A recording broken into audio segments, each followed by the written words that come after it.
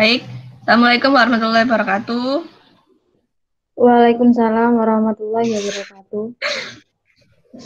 Selamat petang semuanya. Kita langsung saja ya, kita akan membahas mengenai analisis biaya mutu produk susu formula dari PT Sari Husada Generasi Mahardika. Oke.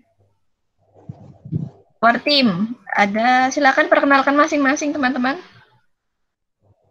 Halo, nama saya Alimat Sofia, tim 204 10008. Oke, saya Lailia, NIM 13. Saya Muhammad Sulaiman Firdawan, NIM 15. Saya Bilemon Pranloyogo, NIM 30.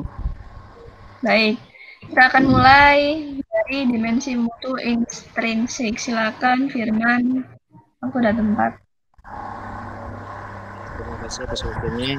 Di sini saya akan menjelaskan terkait dimensi mutu intrinsik. Yang pertama adalah terkait keamanan dan kesehatan, yang dimana proses produksi dilakukan di bawah pengawasan mutu yang sangat ketat. Perusahaan menerapkan sistem HACCP yang telah tersertifikasi dan produk-produknya secara berskala dimonitor oleh Central Laboratorium Friedorf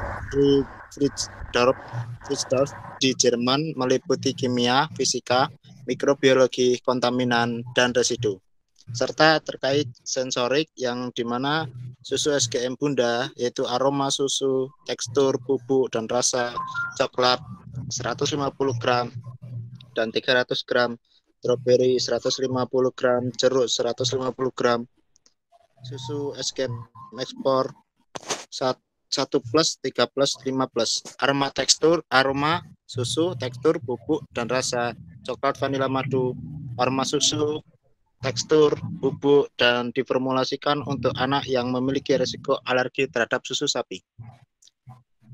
Yang selanjutnya terkait fungsional, yang dimana susu SGM Bunda berkomitmen untuk memenuhi nutrisi yang lezat agar Bunda sehat dan si kecil juga sehat. Susu SGM Explore Plus diformulasikan untuk pengembangan sensorik untuk si kecil dan memenuhi nutrisi si kecil. Susu SGM Explore PHP Pro diformulasikan untuk anak yang alergi susu sapi, protein hidroksida, dan parsial. Kemudian untuk shelf-life-nya, umur simpan produk susu SGM aman dikonsumsi bila tidak melebihi batas expired dari kemasan tersebut. Next. Baik, selanjutnya dimensi mutu ekstrinsik akan dijelaskan oleh Mas Bilemon. Silakan Mas Bilemon. Dimensi mutu ekstrinsik terdiri atas 3 aspek. Yang pertama yaitu pemasaran. Pemasaran ini secara langsung dan secara tidak langsung. Pada pemasaran secara langsung itu tujuan utama pada rumah sakit dan poliklinik. Pemasaran tidak langsung melalui distributor, yaitu PT Kimia Farma dan PT 3K.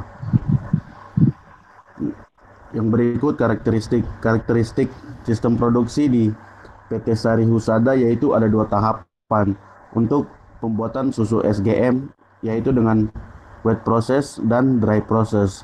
Sedangkan untuk susu FCMP mengubah susu segar menjadi susu kental, lalu diubah menjadi apa ya?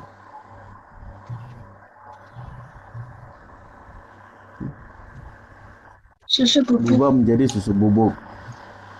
Yang berikut aspek lingkungan. Perusahaan bertekad untuk memelihara sistem pengelolaan lingkungan dengan menerapkan ISO 14001 dalam segala hal kegiatan operasionalnya. Komitmen ini dibuktikan dengan terakreditasi sertifikat ISO 14001 pada tahun 2005 dari lembaga SGS. Oke, next. Baik, terima kasih. Selanjutnya, halo Dia. Halo, Assalamualaikum. Maaf. Oke. Baik, selanjutnya diagram alir susu SGM, silakan Dia. Jadi yang pertama untuk diagram alir susu SGM itu ada 2 proses. Yang pertama ada wet proses atau proses basah, yang kedua ada proses kering. Nah,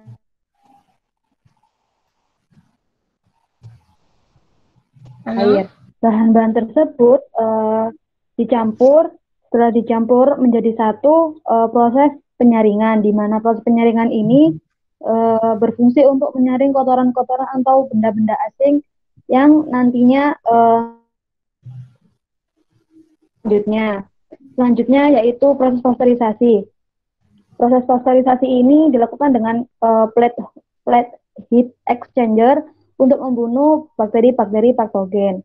Selanjutnya yaitu dihomogenisasi untuk mendapatkan larutan homogen yang selanjutnya akan didinginkan. Untuk didinginkan ini berfungsi untuk umur simpan dari bahan tersebut. Selanjutnya setelah pemanasan dilakukan pengaringan dengan cara dikabutkan dengan spray dryer. Lalu masuk ke proses kering, di mana dari proses basah menghasilkan base powder. Base powder akan diblend dengan gula, mineral, vitamin, dan skim. Setelah diblend akan menghasilkan susu bubuk SGM yang selanjutnya akan di-filling ke kaleng-kaleng susu dan dilakukan pengepakan. Baik, selanjutnya. Untuk diagram alir susu FCMP, yang pertama ada proses pembuatan susu kental manis, dan yang kedua ada proses pembuatan susu bubuk. Di mana proses pertama yaitu proses pembuatan susu kental manis, bahan yang pertama yaitu susu segar. Susu segar dilakukan uji laboratorium. Ketika uji tersebut memenuhi standar perusahaan, akan dilakukan penyimpanan storage di silo. Setelah dilakukan penyimpanan di silo, akan dilakukan pendinginan. Selanjutnya setelah didinginkan, dipasteurisasi dengan dievaporasi, bahan tersebut didinginkan dan menghasilkan susu kental. Setelah menghasilkan susu kental, akan dipanaskan dan juga dicampur dengan bahan-bahan tambahan lainnya. Setelah dicampur dengan bahan tambahan lainnya, akan disimpan di mixing tank dan diuji laboratorium. Setelah diuji laboratorium dan memenuhi standar, dilakukan pemanasan, dan setelah dilakukan pemanasan, dilakukan filter dan juga pengeringan. Pengeringan ini ada dua, yaitu unhydrodryer dan juga spray dryer. Untuk unhydrodryer dilakukan pada mesin pertama, dan yang kedua dilakukan dikabutkan dengan cara di spray dryer. Setelah dilakukan pengkabutan di spray dryer, akan dilakukan packaging atau pengepakan. Baik. Ini adalah biaya mutu, akan saya jelaskan. Jadi dalam biaya mutu ini terdapat empat tabel begitu ya. 4 tabel. Halo, cek. Halo, terdengar suara saya ya, teman-teman? Dengar. Oke, terima kasih. Saya lanjutkan. Jadi di sini biaya mutu. Halo Dia, terdengar ya suara saya ya Di?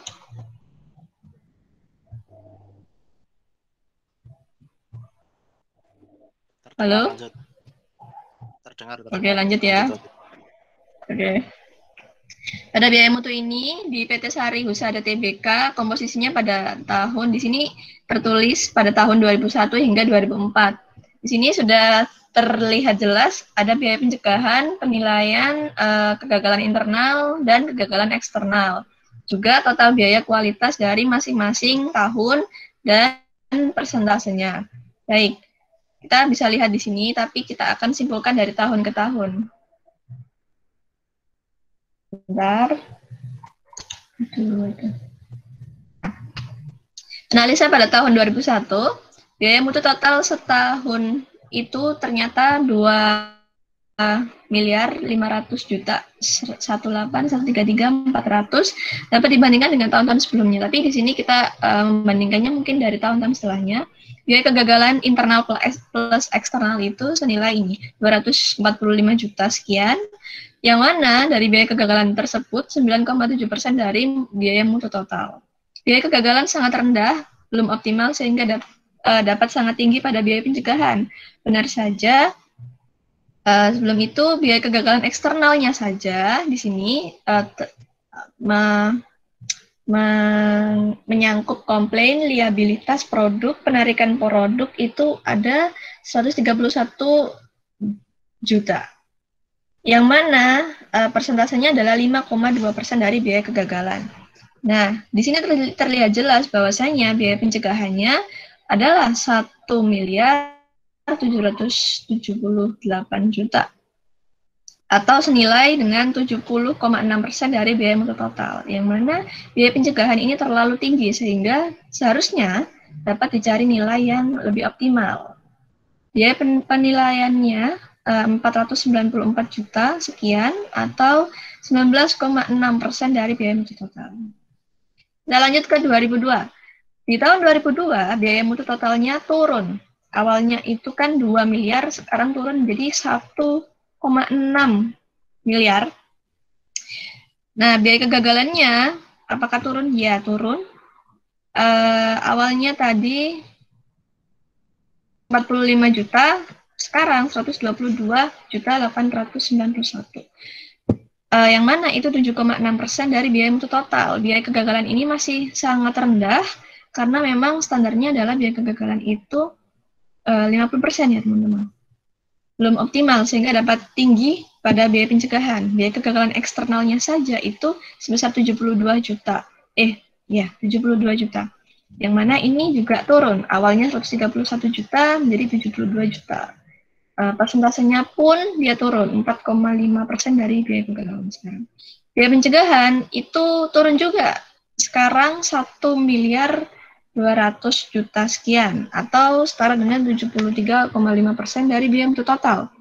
Yang mana biaya pencegahan ini terlalu tinggi, seharusnya dapat dicari nilai yang optimal. Biaya penilaian yakni 310 juta atau 18,9% dari biaya 9% dari biaya mutu total. Kita lari ke 2003. Biaya mutu totalnya setahun itu 1,2 M. Nah, turun kan ya. Awalnya yang 2002 1,6, sekarang 1,2 M. Biaya kegagalannya, internal plus eksternalnya juga turun, mengalami penurunan. Di sini hanya 75 juta, 6,1% dari biaya mutu total, tapi masih belum optimal. Biaya kegagalan eksternalnya saja itu senilai 38 juta atau 3,1% dari biaya kegagalan. Nah, untuk biaya pencegahan itu 883 juta sekian atau 72,9% dari biaya mutu total. Biaya pencegahannya terlalu tinggi juga. Biaya penilaian itu 251 juta sekian atau 20,8% dari biaya mutu total. Kita lari ke 2004. Di sini terlihat sangat jelas biaya mutu total selama setahun itu sangat turun, teman-teman, yang awalnya 1,2 menjadi 964 juta. Dapat dibandingkan dengan tahun-tahun sebelumnya. Biaya kegagalannya pun juga turun menjadi 53 juta. Biaya kegagalan eksternalnya saja itu pun juga mengalami penurunan 25 juta. Biaya pencegahan pun seperti itu mengalami penurunan 696 juta atau setara dengan 70,6%, dan biaya penilaian itu juga mengalami penurunan yang awalnya 251 juta jadi 213 juta dari biaya mutu. Nah, analisa keseluruhan setelah kita melihat analisa masing-masing tahun, juga analisa dari tabel gitu. Yang pertama, biaya mutu secara keseluruhan turun seiring bertambahnya tahun. Betul. Hal ini menjelaskan bahwa perusahaan dapat memaintain mutu dengan baik dari tahun ke tahun. Dari tahun ke tahun perusahaan dapat memaintain sehingga biaya mutunya semakin turun. Biaya pencegahan yang dialokasikan oleh perusahaan terbilang tinggi persentasenya dengan rata-rata 70% dari nilai optimasi biaya pencegahan, yakni yang seharusnya 10%. Tapi biaya kegagalannya menurun seiring jalannya waktu. Persentase biaya ini dapat dibilang rendah karena nilai biaya kegagalan yang optimal yakni 50%. Perusahaan jika dinilai secara umum belum dinyatakan secara optimal terhadap komposisi biaya mutu. yang saya jelaskan tadi, yang 10% dan 50%.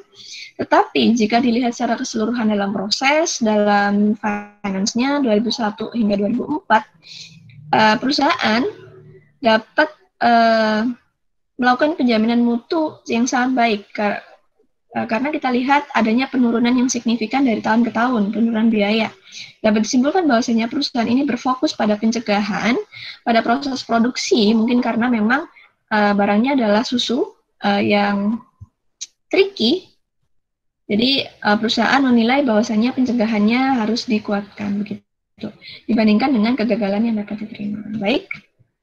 Pustakanya kami dapatkan dari Desi CP 2007, skripsi analisis hubungan biaya kualitas dengan kuantitas produk cacat, Yogyakarta, Universitas Santa Dharma.